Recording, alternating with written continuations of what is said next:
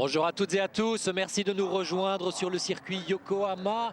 Okayama, c'est mieux même, le circuit d'Okayama. Il est 7h45 et nous allons vivre dans quelques instants en compagnie de Pierre-Henri Raffanel. Bonjour Pierre-Henri. Oui, bonjour Jacques. Nous allons vivre la deuxième course de ce week-end japonais, la première apparition du WTCC sur ce tracé d'Okayama. Si vous n'étiez pas des nôtres de manière très matinale aujourd'hui, eh bien sachez que c'est Rickard Reidel qui a remporté la course de ce matin, encore plus tôt ce matin en tous les cas.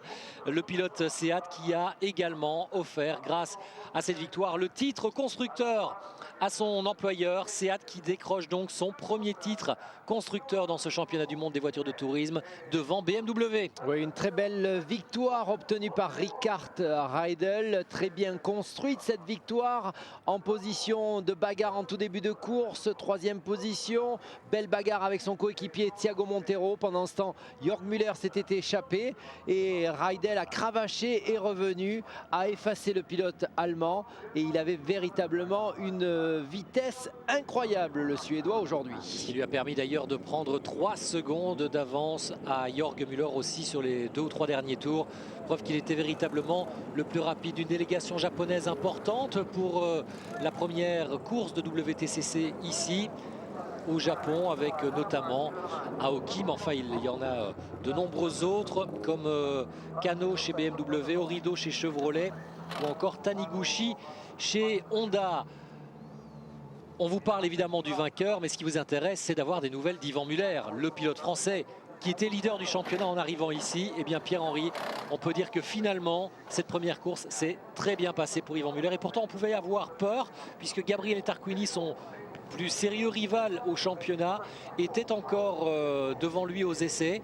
Et bien finalement, la roue a tourné plutôt en faveur d'Yvan Muller. Oui, quasiment inespéré, on pourrait dire, puisque Yvan avait connu un début de week-end difficile, des difficultés à trouver les bons réglages. Il ne s'est lancé qu'en 10e position et puis patatras dès le départ, Farfus Tarquini, un bousculé, l'autre trop gourmand, auront disparu du classement. En fin de course, Yvan aidera Thompson à quitter le classement et vous voyez que sans ces abandons, Yvan aurait eu du mal à rentrer dans les 8 premiers. Donc la course lui a bien réussi, il a pu récupérer 2 points supplémentaires et creuser un écart de 11 points d'avance sur son poursuivant immédiat, Gabriele Tarquini.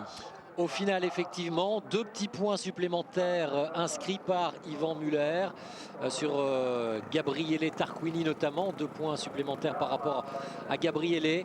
Et puis un homme malheureux également dans cette course, ça aura été James Thompson qui aura réalisé, une superbe performance avant d'être envoyé dans le décor dans le tout dernier tour. Oui, légèrement bousculé effectivement, comme on l'a dit, par Yvan Muller, et c'est dommage pour Thompson car à domicile, bien entendu, c'était un résultat important. Il se bataillait et se battait à un moment donné pour un podium. Ça aurait fait du bien à Honda, ça aurait peut-être aidé le constructeur japonais dans sa décision de s'impliquer plus lourdement dans ce championnat. On espère qu'ils auront retenu, en dehors du résultat brut, la performance réalisée par le pilote britannique. On découvre évidemment cette grille de départ. James Thompson, vous venez de le voir, finalement repartira en 17e position. Et ce sera évidemment difficile pour lui d'espérer se mettre autant en évidence qu'il ne l'avait fait. Alain Menu ne sera que 26e. Alain Menu qui, comme Tarquini, comme Farfus également, a subi un premier virage un petit peu difficile et douloureux. Oui, bousculé visiblement par Farfus, lui-même bousculé par Jörg Müller. Et le pilote suisse aura perdu gros dans cette opération car probablement il avait les moyens de se battre pour la victoire. La Chevrolet était relativement légère. Alain Menu est performant lorsque les conditions sont délicates. Et malheureusement, il reviendra probablement de son week-end japonais sans beaucoup de points dans la nacelle. Regardez le point au championnat, Pierre-Henri, avec donc les 11 points d'avance désormais pour Yvan Muller sur Gabriele Tarquini, 25 sur Rickard Reidel, 28 sur Robuff. Il reste 30 points à décerner, une course aujourd'hui, encore 2 dans 3 semaines sur le tracé de Macao en Chine. Est-ce que l'on peut penser que c'est quasiment plié pour Yvan Muller ou au contraire est-ce qu'il faut être très prudent? Il faut être encore très prudent. 4 pilotes sont toujours en liste théoriquement. 2 pilotes sont toujours en liste de manière réelle. Ça va être short. Allez, c'est court, c'est la pub. Retour à Okayama dans quelques instants. Le départ de cette 22e course de la saison. Une course importante bien sûr pour Gabriele Tarquini. C'est peut-être celle de la dernière chance pour le pilote italien qui tout à l'heure a pris des risques qui étaient quand même un petit peu inconsidérés, Pierre-Henri. Oui, effectivement, Jacques. Des risques inconsidérés lors du départ tout à l'heure. Oui, effectivement, Gabriele Tarquini a été un petit peu trop gourmand. Il était dans une bonne position. On savait qu'il avait été rétrogradé sur la grille de la 3e à la 8e place, mais la performance était là. Il était et il devançait son concurrent direct, Yvan Muller. Donc un petit peu trop de prise de risque. Il faut effectivement à ce niveau-là en prendre pour pouvoir devancer un garçon comme Yvan Muller. Mais là, toutes les conditions étaient réunies pour Gabriele, sans prendre ce genre de risque pour pouvoir réduire l'écart et peut-être saisir une occasion un peu plus ferme sur les 3 courses à venir. Un homme qui aura en tous les cas été tout à fait étonnant, ce sera donc Rickard Reidel. Reidel qui a remporté cette première course, mais de quelle manière? Une vraie démonstration pour le pilote suédois. Il repartira évidemment, c'est la règle dans cette catégorie, en 8e position. Et visiblement des conditions qui ont un peu plus favorisé Seat que BMW. On avait vu que pendant les séances de qualification, lorsque la piste était totalement sèche, les BMW paraissaient légèrement intouchables, et notamment celle de Augusto Farfus.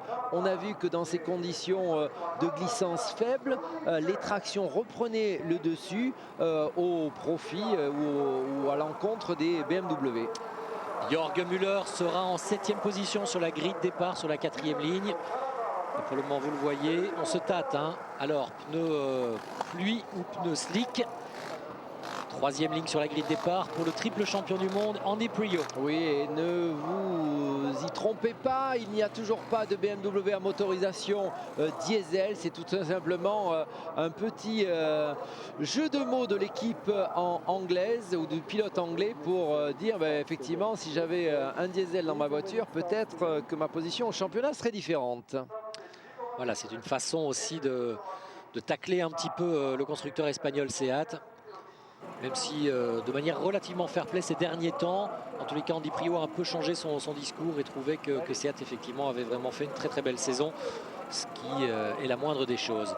Rob Huff, le pilote anglais, le compatriote d'Andy Priaulx, sera lui aussi sur la 3e ligne, Pierre-Henri. Oui, une belle performance pour Rob Huff qui, malgré ses 70 kg de handicap de poids, continue à s'accrocher. Il vient de perdre provisoirement la 3e place du championnat par rapport à Rickard Reidel, mais c'est toujours le pilote Chevrolet le mieux placé qui continue à récolter le plus de points. Et l'an prochain, on le rappelle, il y aura une nouvelle Chevrolet dans ce championnat. Bon, elle n'arrivera pas pour les premières courses, mais la Chevrolet Cruze devrait faire son apparition aux environs de la mi-championnat. Pour le plus grand bonheur certainement de Rob Huff, Alain Menu et Nicolas Larini qui ont été confirmés chez Chevrolet. 2e ligne sur la grille de départ, une 2e ligne avec Thiago Monteiro, le Portugais qui finalement est un petit peu passé à côté de sa course. On pouvait espérer mieux avec sa 3e place en qualif. C'est toujours effectivement 2 victoires à l'issue de cette saison 2008, ce qui est, je dirais, remarquable, mais c'est surtout des performances en course où, malgré une voiture qui est un petit peu plus légère que ses coéquipiers, il n'arrive pas, je dirais, à la régulière à continuer sa progression. Il avait très bien fait une très belle entame l'année dernière, mais cette année, il marque le pas. Il va falloir augmenter son niveau de jeu, essayer d'apprendre encore plus de son coéquipier Yvan Muller. Cet homme-là au volant de la BMW et au drapeau brésilien, alors que l'on part en slick, voilà l'information. On part en slick sur une piste qui est encore relativement humide, ou en tous les cas encore un petit peu humide. Cet homme-là, Augusto Farfus, pourrait bien être le prochain vainqueur de ce Grand Prix d'Okayama, non? Oui, alors il a un peu marqué le pas dans la deuxième partie de la course. On l'a vu bousculer au départ, donc probablement un petit coup sur la tête parce qu'il avait marqué les esprits depuis le début de la semaine en performance pure. Il se devait déjà se voir comme un potentiel vainqueur de ce Grand Prix du Japon ou au Japon. Et là, tout à refaire. Et donc il sera à surveiller, il partira en deuxième ligne, juste derrière Yvan Muller. Yvan Muller qui a terminé 7e tout à l'heure, il a donc marqué 2 points supplémentaires au championnat. Yvan Muller qui pourrait faire encore un nouveau grand pas vers le titre mondial aujourd'hui si d'aventure tous les éléments s'emboîtent bien les uns dans les autres. Il faudra néanmoins aussi se méfier de Tom Coronel. Tom Coronel, le pilote néerlandais de chez Seat qui va s'élancer en pole position. Bon coup à jouer évidemment du coup pour le néerlandais. Oui, bon coup à jouer car lui ne bénéficie pas d'une Seat à motorisation diesel. Donc il y a un petit peu moins de couple mais peut-être un petit peu plus de facilité pour passer cette puissance sur les roues avant. Et Tom Coronel, on vous le rappellera, il a disputé le championnat du Japon il y a à peu près une dizaine d'années à bord de GT. Il courait à l'époque sur des Honda NS6 et s'était imposé sur ce circuit-là. Donc on peut vous dire que pour le pilote hollandais, il doit y avoir des souvenirs qui refont surface. Et de bons souvenirs. Allez, on récapitule. Coronel et Yvan Muller sur la première ligne. Farfus Montero sur la deuxième. Robuff et Andy Priault pour une troisième ligne 100% britannique. Jorg Muller sera aux côtés de Rickard Reidel, le vainqueur de la première course tout à l'heure. Stefano D'Aste avec Gabriele Tarquini qui n'a d'autre solution que de faire une remontée relativement incroyable. Nicolas Larini et sa Chevrolet au 16e rang. Larini qui passe un mauvais week-end ici. James Thompson, malgré sa très belle première course, qui s'était terminée 500 mètres trop tôt. Voilà donc le décor planté, le temps de marquer une très courte pause et on revient en direct à Okayama pour le départ de cette 22e course de la saison. Restez avec nous.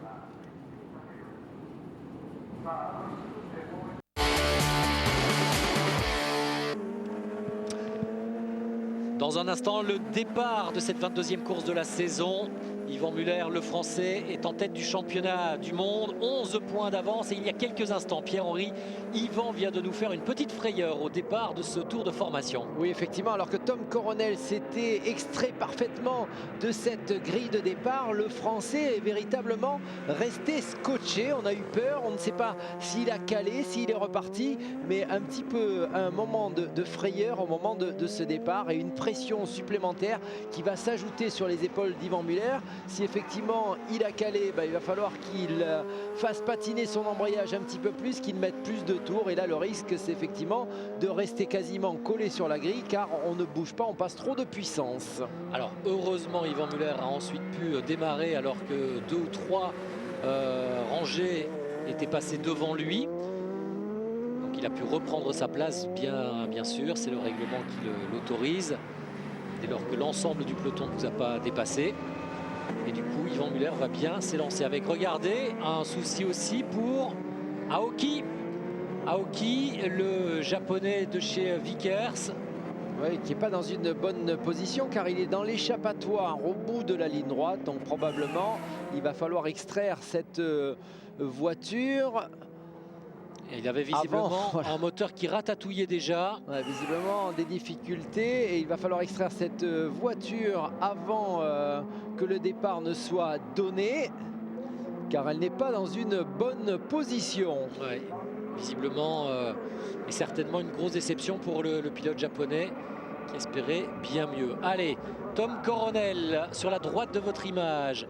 Yvan Muller, le frère de Cathy que l'on voit ici. Il y a d'attention Jacques, on est plus que tendu. Le kiné aussi, on rigole pas beaucoup. Ah non, évidemment, hein, l'enjeu ne cesse, est très important et la tension ne cesse de monter au fil du temps. Plus on se rapproche de cette échéance. Allez, dans quelques instants le départ, les 29, elles sont 28 même, puisque au rideau pour le moment est dans la voie des stands, elles sont 28 sur la grille de départ. Coronel, Muller, on vous le rappelle, juste derrière Farfus avec Montero, Huff et Priault sur la troisième ligne et sur la quatrième, Jorg Muller et Rickard Reidel. Attention, Dans un instant, le lancement de la procédure. Ça y est, toutes les voitures sont aux ordres, sont sous les ordres du starter. Le feu rouge est allumé et voilà, c'est un Tom bon Coronel s'envole bien, Farfus aussi. Ah, Yvan Muller qui perd des places. Ah, il a perdu 2, 3, beaucoup. 4. Il a perdu beaucoup de place, effectivement. Il se retrouve au milieu du peloton, Yvan. 2, 4, 5e. Il est 5e ou 6e. Mais pour l'instant, ça passe pour l'ensemble des concurrents dans ce premier droite-gauche avec 2 Seat en tête. Thiago Montero qui a pris un superbe envol devant Tom Coronel. Augusto Farfus est 3e. Et ça bouchonne. Ouais, Andy ça Priault bouchonne, qui ça a est poussé frotté. par qui? Ça a frotté, me semble-t-il, au niveau d'Yvan Muller. Il me semble que les 2 pilotes sont allés au contact. Alors derrière Farfus, il y a Dasté. Et puis Yvan Muller qui serait juste derrière Stefano Dasté en 5e position.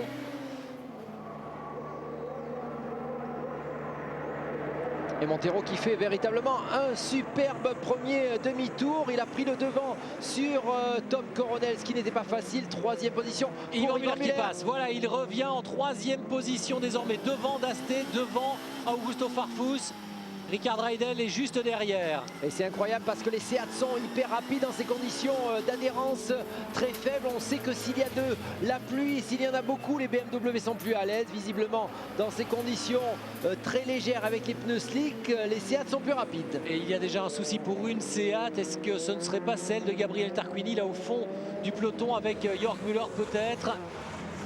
Alors que pour le moment, les 2 BMW, celle de Farfus et de Dasté, s'entraînent pour laisser Ricard Reidel derrière eux.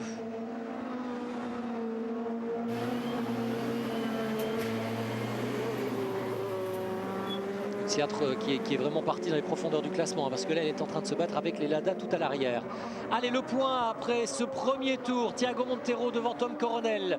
Farfus n'est pas 3e, c'est bien Yvan Muller qui a récupéré cette place-là. Farfus est 4e, Reidel 5e, Dasté 6e et Ricard Reidel qui va peut-être prendre l'ascendant sur Augusto Farfus. Léger contact, attention. Jacques, je me demande si tout le monde est parti dans les mêmes thématiques parce que le rythme adopté par les pilotes Seat me paraît phénoménal. Je me demande si on n'est pas parti avec des pneus pluie pour ces voitures-là. On a vu Yvan Muller aller chercher un petit peu l'eau dans la ligne droite des stands. Il faudra surveiller cela un petit peu plus tard. Oui, c'est possible, vous avez certainement raison parce qu'Augusto Farfus est vraiment à la dérive, en difficulté. On l'a vu, lui, s'est lancé avec des pneus slick. Oui, ce n'est pas possible que les voitures soient équipées de la même monte pneumatique. Il y a trop d'écart entre ces Seat et la BMW. Il y a des bons pilotes à chacun de leurs volants et on voit bien Yvan Muller se décaler, aller chercher l'eau, alors que pour Zanardi, on est en difficulté. Il manque une roue à l'avant droite. Terminé pour Alessandro Zanardi. Pendant ce temps, 4 Seat caracolent aux 4 premières places. On revoit Zanardi qui est allé taper relativement fort et qui effectivement a perdu la roue avant droite. Cette roue avant, comme vous l'aviez bien vu, Pierre-Henri. Et Farfus toujours en difficulté pour le moment. Et oui, déception dans le team BMW Italie-Espagne. Et une Seat qui vient d'aller dans le gazon. Je pense véritablement. Et encore une fois, nous sommes privés d'ordinateur aujourd'hui. Ce qui ne nous simplifie pas la tâche.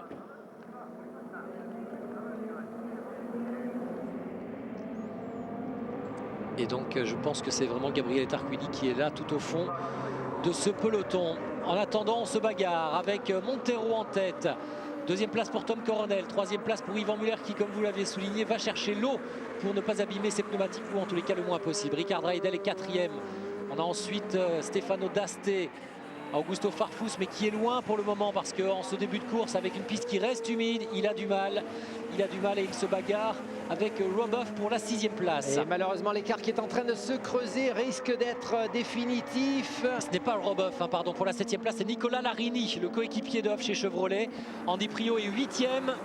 Voilà pour le top 8 et un Stefano Dasté qui attaque Ricard Reidel. Oui, Stefano Dasté, vous voyez sûrement Stefano Dasté qui a fait le choix d'une monte pneumatique pour la pluie. Ce n'est pas normal qu'il soit bien entendu bien plus rapide que Augusto Farfus. Visiblement, le choix du pneu slick effectué par Augusto Farfus n'est pas payant en ce début de course. On voit mal la piste s'assécher totalement et ça sort pour Stefano D'Aste. Il va revenir probablement. Oui, mais il va perdre beaucoup de place. Hein. Il va perdre énormément de place, le pilote italien. Voilà, il ressort aux alentours de la 10e place. Il loupe complètement son freinage. Hein. Ouais, un petit peu en dérive, on freine un petit peu trop tard et malgré les pneus pluie utilisés, on n'a pas le grip nécessaire pour rester sur la bonne trajectoire. Tout bénéfice pour son coéquipier Sergio Hernandez qui du coup en a profité pour le passer sans avoir à combattre. Alors oui, les pilotes qui ont tenté le pari des pneus slicks pour le moment en sont pour leurs frais. Mais on rappellera quand même que la dernière fois en date où on avait eu ce genre d'expérience, c'était l'an dernier à Anderstorp. Il avait plus des trompes d'eau. Attention, Tom Coronel, manœuvre dangereuse avec Yvan Muller. Avec Montero visiblement. Avec Thiago Montero, pardon. Qui a dû faire une petite erreur et c'est Tom Coronel qui est revenu en position d'attaque. Bien vu, mais Thiago Montero pour le moment résiste en tête. Yvan Muller est juste derrière en 3e position. Raidel est 4e. Farfus conserve la 5e place devant Nicola Larini. 7e place pour Prio, 8e Hernandez. Et on n'avait jamais vu une Lada aussi bien placée. Elle occupe pour le moment la 12e place avec Jan van Lagen. Tom Coronel visiblement plus rapide après le 4e tour. Il avait été en difficulté en tout début. On va voir dans la ligne droite la différence entre une Seat à motorisation diesel et une Seat à motorisation essence. Pour l'instant, et vous voyez la différence, Tom Coronel qui n'arrive pas à s'imposer. Il y a plus de poids sur le diesel, mais il y a aussi plus de vitesse. Coronel qui espère pouvoir ressortir plus vite et c'est ce qu'il fait. C'est ce qu'il fait à l'intérieur, Coronel. Le léger contact avec Montero, mais Montero se bagarre et résiste pour le moment. Très belle bagarre dans le 4e tour entre les deux pilotes Seat, un privé, un officiel. Avantage pour le moment à l'officiel avec Thiago Montero, mais Coronel met la pression. Et il met la pression dans cette partie intérieure, une voiture plus légère, un moteur essence, donc plus de progressivité pour passer la puissance. Et on le voit pouvoir se décaler dans les parties intérieures. Dès qu'on arrive sur les parties plus rapides, c'est plus compliqué pour l'essence. Derrière ces deux-là qui se bagarrent pour la tête de la course, il y a Yvan Muller qui est en train de réaliser une très belle opération pour le moment. 6 points de plus pour l'instant dans l'escarcelle, alors que son concurrent direct Gabriele Tarquini ne pointe pas dans les 8 premiers. Ah non, il est 23e seulement, Gabriele Tarquini. Autant dire que la messe est dite, pour lui il ne marquera aucun point à Okayama. Et Yvan Muller peut faire un énorme pas aujourd'hui vers le titre de champion du monde. Une véritable marée jaune. On croise les doigts pour le moment pour le Français. Effectivement, les Seat dominent largement ce début de course. Raidel est 4e, Farfus 5e, Andy Prio est 6e et c'est Nicola Larini qui a perdu une place. Et elle est plus agile, cette Seat de Tom Coronel, elle est plus réactive. On le voit pouvoir se déplacer, se décaler, prendre des trajectoires différentes, mais malheureusement à l'attaque de la ligne droite, pour l'instant il ne peut pas faire la différence.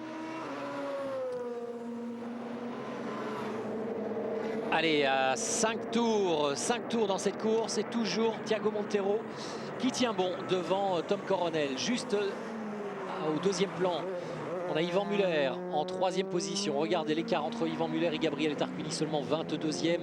22 secondes pour le moment, tout va bien pour le Français. C'est dommage pour Gabriele Tarquini d'ailleurs de louper un petit peu son week-end de japonais comme il est en train de le faire. Et Tom Coronel qui en profite, il est bien placé, il est à l'intérieur sur Thiago Montero. On peut penser que le pilote néerlandais va y aller. Et ça passe, il résiste cette fois Tom Coronel. Un privé en tête du Grand Prix d'Okayama.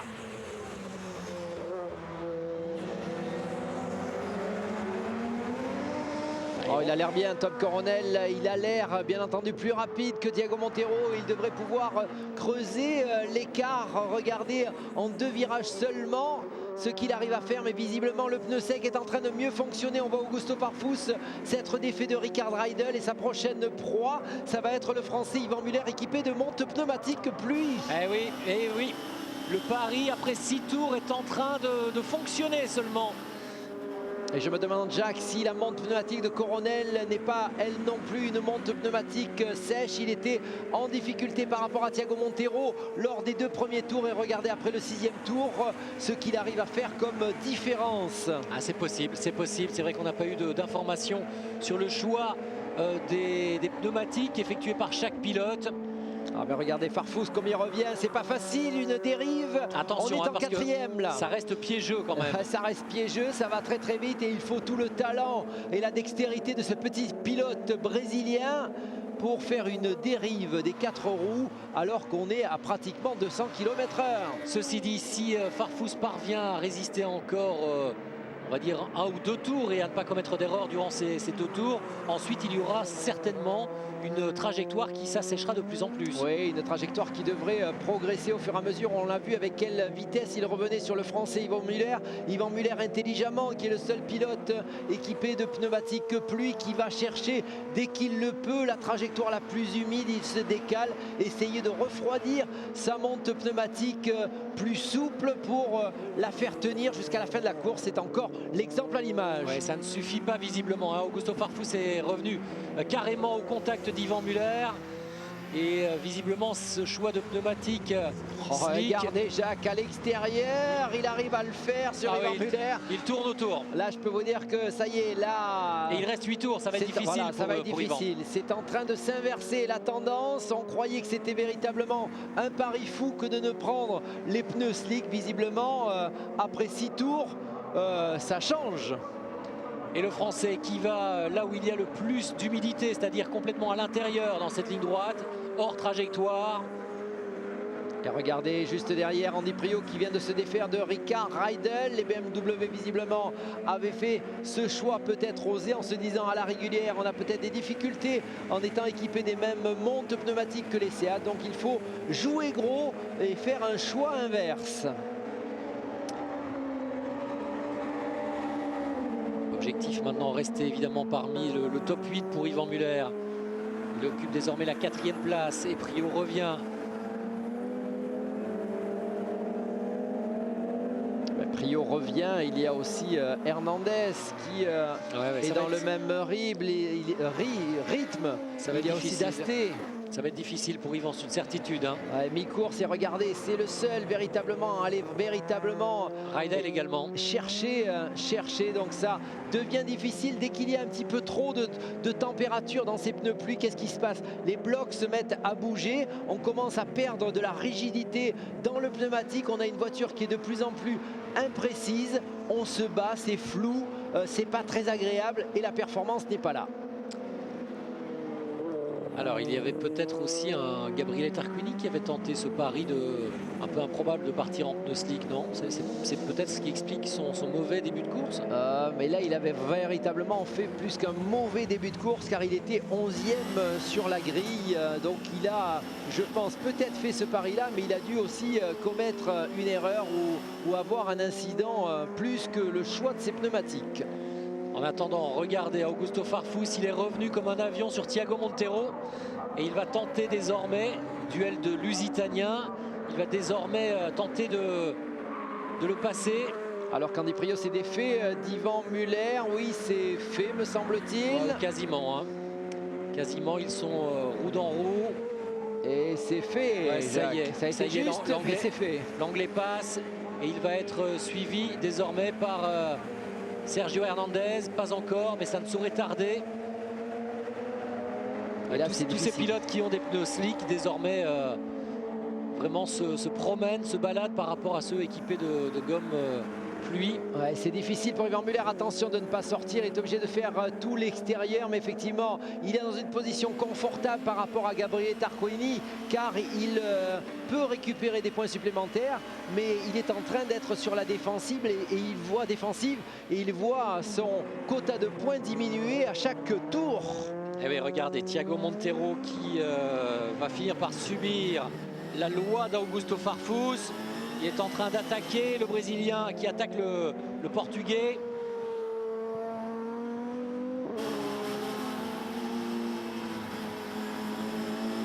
Ouais, ça y est, à la réaccélération. Ça va le faire, il va être dans une bonne position à l'intérieur. Il va y aller le pilote brésilien. Et donc on a Tom Coronel devant Augusto Farfus, Jörg Müller qui termine planté au milieu d'un bac à gravier. Oui, donc des difficultés, ce n'est pas facile, bien entendu, les pneus slick qui fonctionnent, mais regardez, ce n'est pas de toute facilité, il faut maîtriser. On n'est pas encore sur une piste totalement sèche, mais regardez l'écart dès que la piste est libre, regardez l'écart qu'a pu creuser Farfus sur Montero en l'espace de 2 virages.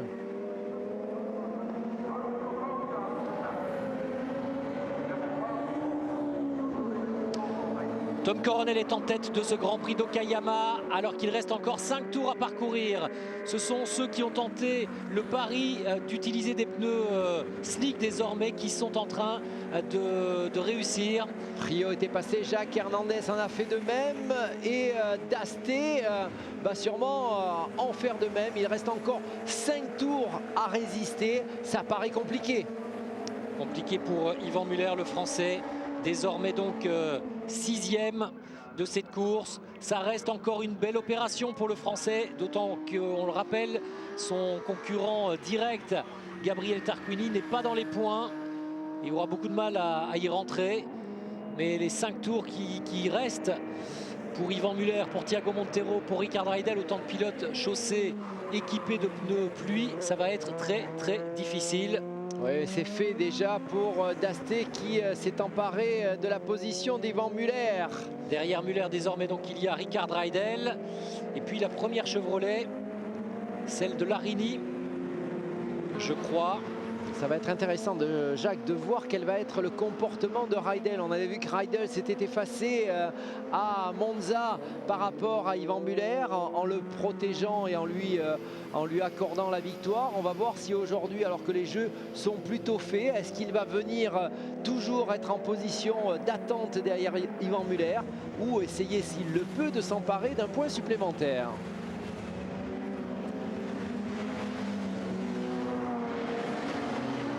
Trajectoire extérieure pour les Seat équipés de pneus pluie. Trajectoire intérieure pour la Chevrolet.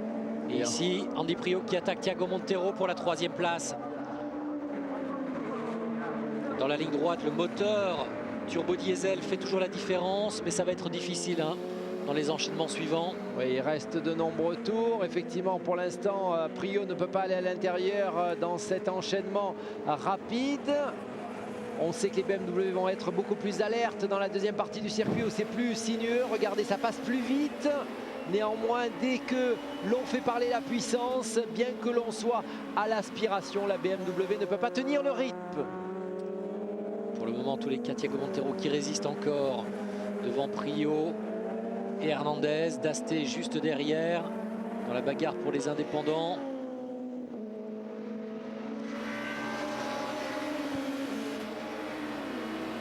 Et puis la 6e place pour Yvan Muller pour le moment.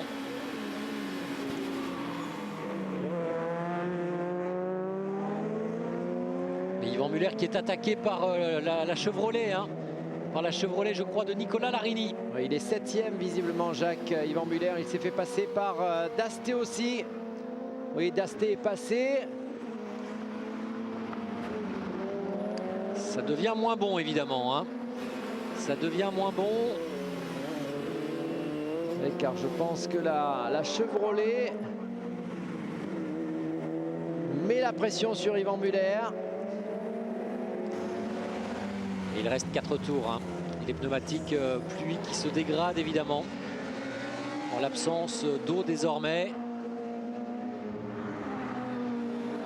Montero qui continue à bien bouchonner Andy Priaulx, mais jusqu'à quand? Ça résiste et ça fait les affaires d'Augusto Farfus, 2e qui est remonté sur Tom Coronel. Pour Andy Priaulx, c'est bon, la 3e place va être acquise probablement au bout de cette petite ligne droite. Il faut quand même pouvoir rester sur l'extérieur, c'est là qu'il a du grip, c'est fait. C'est fait, Priaulx 3e, Montero 4e désormais. Hernandez 5, Dasté 6. Jacques, on a parlé peut-être un petit peu trop tôt, c'est fait, c'est fait. C'est du côte à côte. Ouais, il se bagarre, Montero, mais il doit s'avouer vaincu.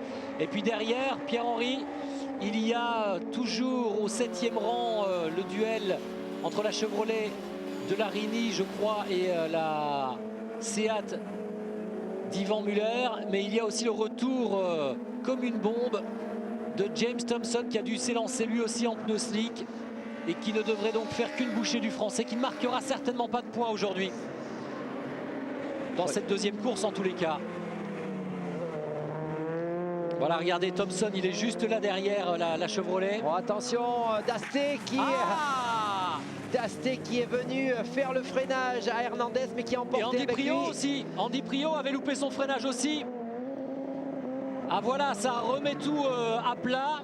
Regardez, oh là là. du côté de chez Bart Mampay. Oh là là là là là là, Dasté qui est venu faire exploser à la fois Hernandez, mais surtout Thiago Montero. Une route perdue, donc c'est fini pour le petit pilote italien du Trophée des Indépendants. Ouais, ça c'est La bonne terminé opération, pour, effectivement, pour Yvan Muller, il aura gagné 2 places dans cet incident. 2 voire 3. Alors, on va essayer d'avoir un point dans quelques instants. Toujours Coronel avec Farfus qui est revenu à 3 tours de l'arrivée sur le néerlandais. Ah, désormais, ça va devenir difficile pour Tom Coronel. 3e place, Hernandez. Bien joué, 4e visiblement. Thompson. 5e, ça doit être Larini.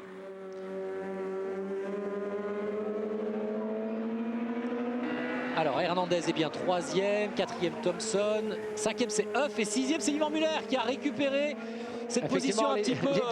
Les deux places de Dasté et de Andy Priault qui s'est arrêté. Une nouvelle fois dans le bac à gravier, Priault. Alors là, 2 fois consécutives. Ça c'est incroyable.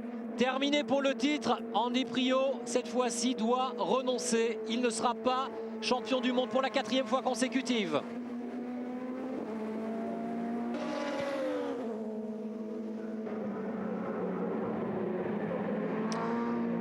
Deux indépendants aux 3 premières places, avec Tom Coronel qui pour le moment résiste encore à Augusto Farfus, le pilote officiel BMW quand même, il en fallait un. Mais pour combien de temps, Pierre-Henri? Ça, visiblement, Coronel est mis sous pression. Il est mis sous pression, mais pour l'instant, il résiste, ne pas commettre d'erreur. C'est peut-être l'occasion pour le pilote hollandais de s'imposer pour la première fois en championnat du monde des voitures de tourisme. Ce serait une performance exceptionnelle. Il va résister, il va se battre jusqu'au bout. Il ne joue que la victoire, le trophée des indépendants. Il n'y participe pas, il est loin au championnat. Attention, l'accélération de Farfus, est-ce qu'il peut faire l'extérieur ou pas? Il va élargir sa trajectoire, Tom Coronel. Regardez intelligemment, il n'y a pas suffisamment de place. Si, pour le moment il y va. Ça passera pas. Et en plus il y a Frank Sengler devant qui vient un petit peu perturber la progression de Farfus. Il reste 2 tours et Coronel, il est malin ce néerlandais. Et il tient bon pour le moment. Et il va entamer le 13e tour, toujours en tête devant Augusto Farfus. Derrière ces deux-là, il y a Hernandez en 3e position. Gabriel Tarquini a renoncé. Il regardera ça du côté des stands, visiblement pas trop déçu. Il doit surtout surveiller la course d'Yvan Muller, savoir si le Français va encore récupérer 3 points supplémentaires. Pour le moment, en tous les cas, il les a les 3 points. Il est 6e. Et derrière, Yvan, que se passe-t-il? Que se passe-t-il? Pour le moment, on n'a plus l'image, on n'a pas d'ordinateur. Commente un petit peu en aveugle.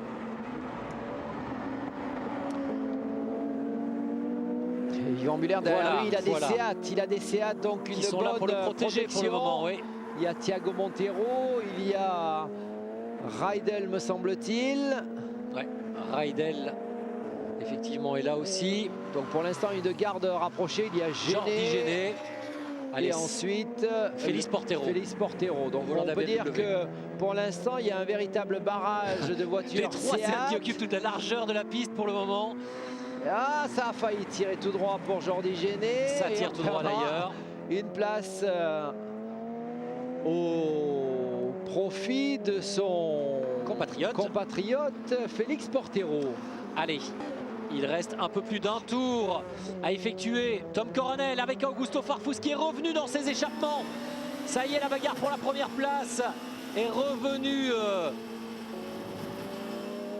d'actualité. Et regardez, ça doit bien l'énerver Augusto Farfus, car quand il est dans le pare-choc de la Seat, il y a cette petite annonce « Eat my dust », mange ma poussière. Aujourd'hui, c'est plus de l'eau que de la poussière. Ça, c'est le côté provoque de Tom Coronel. Hein. Mais pour l'instant, ça tient. Et il entame le dernier tour. Le Néerlandais toujours devant pour aller, pourquoi pas, chercher une première victoire en WTCC. Attention, ils sont limite, ces deux-là. Derrière Farfus, troisième Hernandez.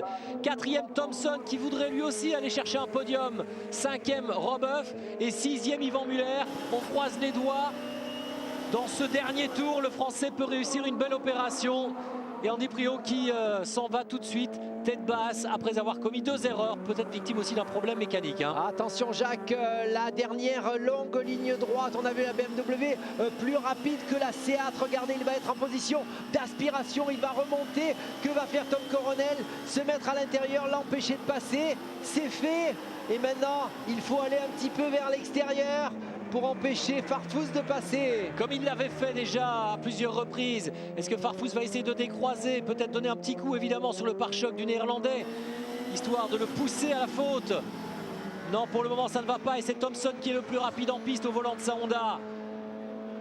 Et Tom Coronel, il ne reste plus qu'un virage, 2 virages où Farfus peut porter une attaque. Si ce n'est pas ici, ça va être compliqué. Et Tom Coronel le sait bien, il vient protéger son intérieur, il va se faire avoir. Attention, il écarte sa trajectoire.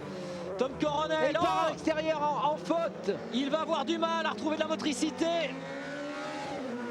Farfus peut être plus rapide, dernier virage. C'est bon Jacques, c'est bon Jacques, ça tient pour Tom Coronel, on est dans les virages plus rapides. Ah, et c'est Farfus qui, à son tour, est en proie à quelques soucis. Il ne parviendra plus à dépasser le Néerlandais, c'est Tom Coronel qui va s'imposer aujourd'hui. Victoire incroyable et splendide de Tom Coronel devant Augusto Farfus, le pilote privé néerlandais du team Sunred qui s'impose devant Farfus. Hernandez prend la 3e place, Thompson échoue à la 4e place au volant de sa Honda. La première Chevrolet, celle de Rob Huff, termine 5e. Huff qui prend une belle option sur le podium final de ce championnat du monde. Et Yvan Muller qui fait la belle opération, il termine 6e, Pierre-Henri. Il va marquer 3 points supplémentaires. Il se rapproche un peu plus encore du titre des pilotes. 14 points d'avance maintenant le sépare du deuxième Gabriele Tarquini. Vous savez qu'il restera 2 courses, 20 points maximum à distribuer. Donc l'avance est confortable. Il faudra rester concentré jusqu'à Macao.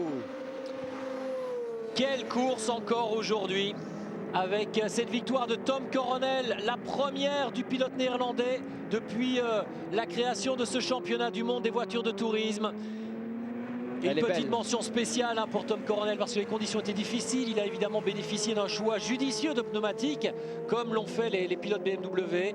Mais surtout pour ce pilote, on le rappelle, il ne dispose pas des mêmes moyens que les voitures d'usine, pardon. Et il est parvenu à leur tenir la dragée haute aujourd'hui. Oui, et lui milite sans arrêt pour essayer d'avoir effectivement enfin une voiture d'usine. Et c'est ce qu'il dit à chaque fois, donnez-moi une voiture du même niveau que les autres et je vais vous montrer ce dont je suis capable de faire. Peut-être qu'il attirera enfin l'attention du grand patron de Jaime Puig pour lui donner une vraie voiture gagnante. Oui, peut-être une Seat aux couleurs des Pays-Bas la saison prochaine en tous les cas. Victoire pour Coronel aujourd'hui.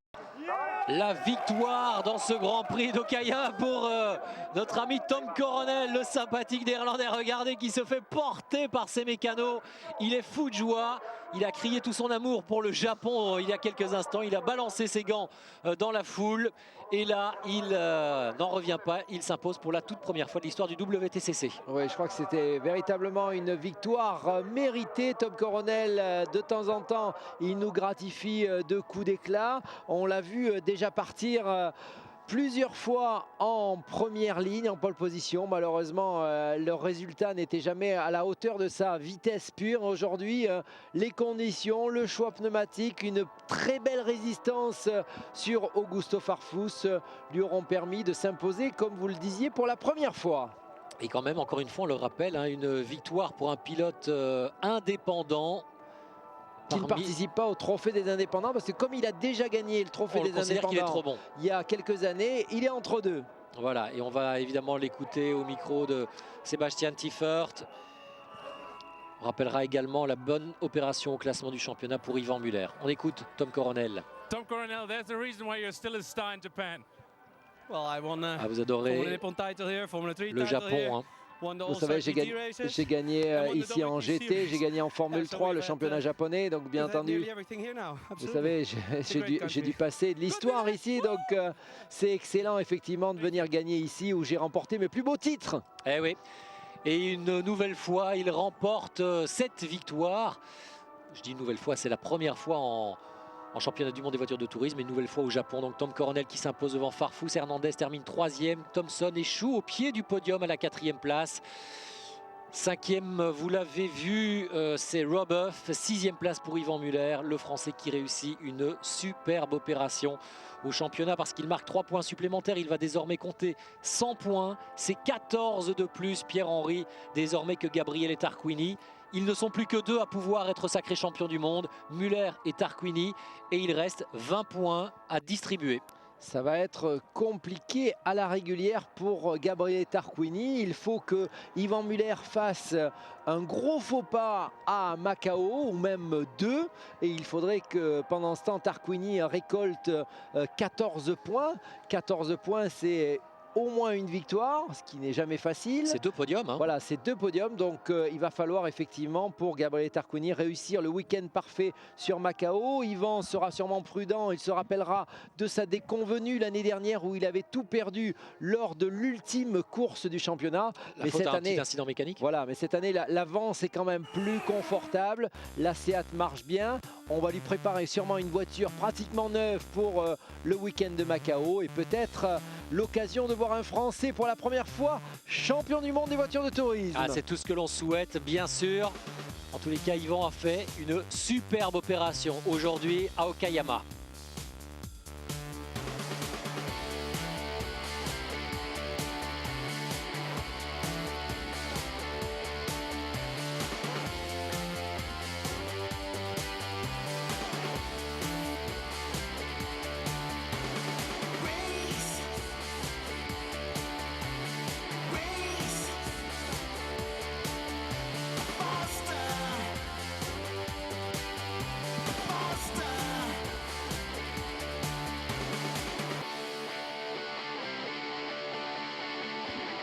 Le bilan de cette course d'Okayama, on retiendra évidemment le premier titre constructeur acquis désormais, c'est une certitude, par Seat, le constructeur espagnol, qui succède donc à BMW au palmarès des constructeurs dans ce championnat du monde des voitures de tourisme.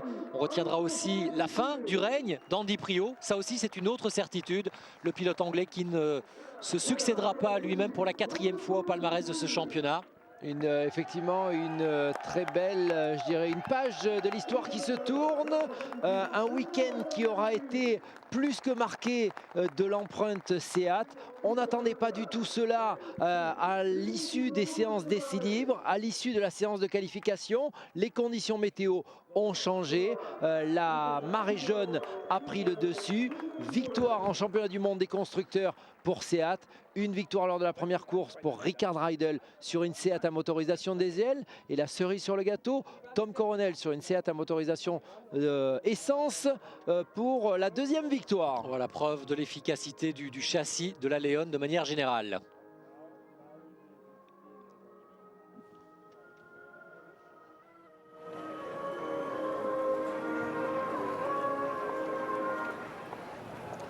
Et un hymne néerlandais qui a curieusement raccourci, mais ça n'enlève rien au sourire de Tom Coronel. On ne devait pas avoir prévu la victoire de Tom Coronel.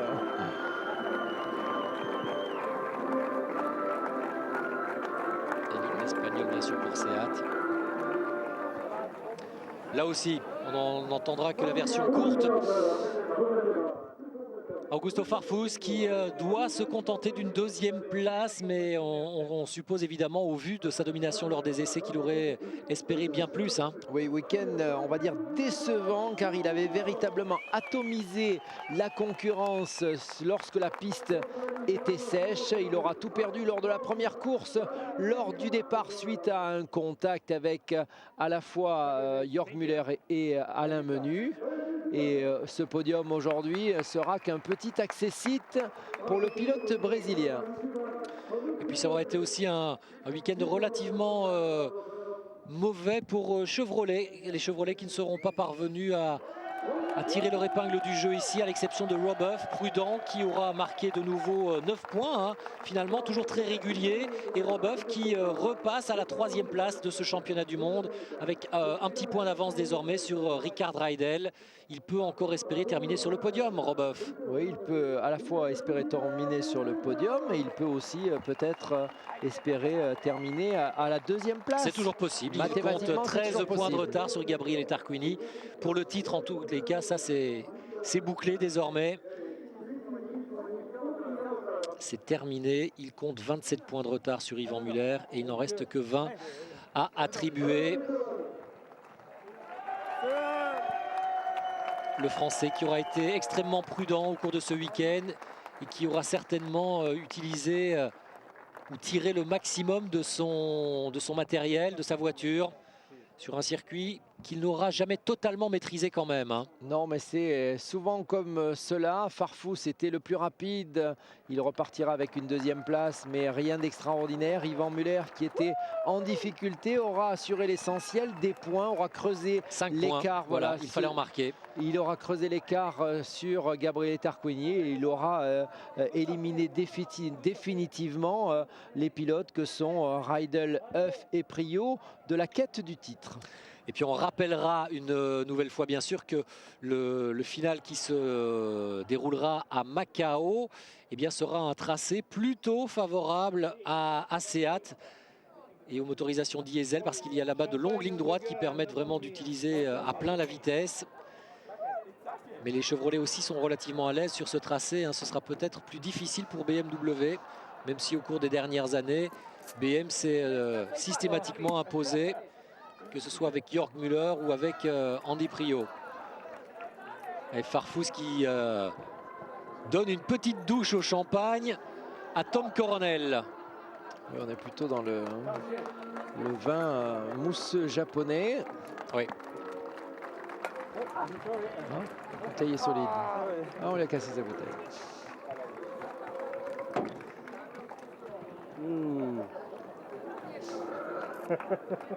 Ouais, et il ne va pas faire semblant. Ouais. Tommy, c'est un bon vivant, donc c'est un bon pilote, mais c'est quelqu'un qui utilise bien la vie sur la piste et en dehors. Et on doit dire Skål, parce que c'est comme ça que l'on dit aux Pays-Bas, du côté de chez Tom Coronel, qui du coup espérera certainement bénéficier du soutien de Seat Pays-Bas la saison prochaine pour avoir une voiture officielle. Regardez le classement du championnat, 14 points d'avance pour Yvan désormais sur Tarquini, 27 sur Huff. Reidel est à 28 longueurs, 33 points de retard désormais pour Andy Priaulx, qui a fait une bien mauvaise opération aujourd'hui. Farfus est à 42 points. On vous rappelle qu'Yvan Muller, désormais, n'a plus qu'un seul rival pour le titre mondial, c'est Gabriele Tarquini. Mathématiquement, hein, là, carrément mathématiquement. Et 14 points d'avance, ça voudrait dire qu'il faudrait qu'à Macao, Gabriele Tarquini réussisse 2 podiums et qu'Yvan Muller ne marque pas le moindre point. Encore une fois, tous les voyants sont au vert pour Yvan Muller. Allez, on écoute Tom Coronel. Victoire incroyable, c'était chaud jusqu'au dernier virage, mais au final vous imposez. Vous savez, je ne voulais pas donner un cadeau, faire un cadeau à Farfus, ils m'en font jamais. Vous savez, à l'avant j'avais mis des pneus slick à l'avant et des pneus pluie à l'arrière. Donc c'était un choix, je me suis battu, il a fallu que j'attende, je temporise. Et à la fin c'était excitant parce que Farfus était à droite, à gauche, je ne savais plus où il était, j'étais juste en train de me concentrer pour être le plus rapide possible. Première victoire en WTCC, comme le souligne très justement Tom Coronel. Alors ça, c'était une information que l'on n'avait pas, hein. Il était en slick à l'avant et en pluie à l'arrière. Ouais, ça, c'est vraiment un choix, je dirais, plus qu'inhabituel. Audacieux. Audacieux, parce qu'effectivement, on sait qu'on fait quelquefois des réglages mécaniques décalés entre l'avant et l'arrière par rapport au début ou à la fin, mais là, c'était osé. Augusto Farfus, the second race was a little bit, you made up for what happened in the first one. Deuxième course, c'est mieux passé. Rappelez-nous ce qui s'est passé dans la première. Vous savez, on a fait le choix du slick. Vous savez, ça a été, notre voiture a été difficile pour faire chauffer les pneus dans ces conditions-là, donc j'ai perdu du temps, mais je suis remonté, je suis content pour le team. On aurait pu avoir un week-end bien meilleur, bien entendu, mais je suis content et satisfait de ce résultat pour l'équipe. Petite satisfaction, petite satisfaction. Ouais, mais on le sent effectivement de toute façon un petit peu boudé cette deuxième place. Ça ne lui suffit pas. Il voulait inscrire une nouvelle victoire. C'eût été la 3e de la saison après ses succès de Pau et de Schorsleben en Allemagne. Et Tom Coronel lui aura vraiment offert une superbe résistance, hein. 3e sur cette course, l'étonnant Sergio Hernandez. Premier podium en WTCC pour vous. Avec Tom Coronel qui plus est, ça doit être assez sympa. C'était très dur, je me suis battu tout le temps. Et je me suis battu pour me battre avec Andy Priaulx, le passé. J'étais avec des pneus pluie, donc il fallait que j'aille chaque fois à l'extérieur chercher la piste mouillée pour pouvoir refroidir mes pneus. Bien entendu, je félicite Tom et Farfus pour leur victoire, mais visiblement, il s'en est aussi très bien sorti, car il avait plus qu'un rythme rapide en pneus pluie. Donc, visiblement, ça fonctionnait aussi de ce côté-là. Ça pouvait marcher aussi. Sergio Hernandez qui aura quand même cette année eu une chance énorme. Alors il est très bon, hein, il est très efficace, il est très performant, etc. Mais il est vraiment passé à côté de toutes les embûches cette année. Et du coup, eh bien, il caracole en tête de ce classement des pilotes indépendants. Là où d'autres comme Dasté, ou je pense encore plus à Pierre-Yves Cortals, évidemment on lui fait un coucou parce qu'il doit nous écouter, qui a été un peu accablé par la malchance tout au long de la saison.